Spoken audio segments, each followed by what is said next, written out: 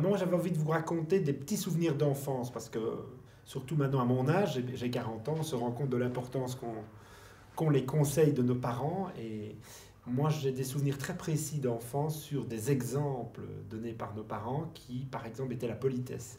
On avait des parents qui faisaient toujours très attention à ce qu'on dise bonjour aux gens qu'on voyait. Je trouve que ça se perd de plus en plus chez les enfants.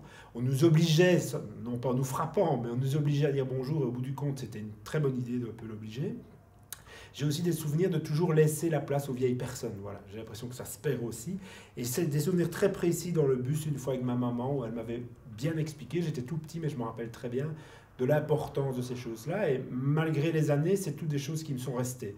À savoir le respect des personnes âgées, la politesse de dire bonjour aux gens. Et puis petit, on nous faisait souvent la réflexion de ne pas trop interrompre les adultes. Alors ça, je sais que c'est parfois partagé, mais moi, je trouve qu'au bout du compte, ça permettait d'apprendre à écouter. À l'heure où tout le monde a plutôt envie de couper la parole à tout le monde, d'avoir été éduqué en donnant cet exemple d'écouter les autres, c'était plutôt quelque chose qui me reste là maintenant bien ancré dans ma tête. Un autre exemple qui était important à la maison, de nouveau grâce à nos parents, c'était l'honnêteté. Notre papa était gendarme, donc je veux dire, déjà à la base, on avait l'opportunité de faire peut-être plus attention que d'autres.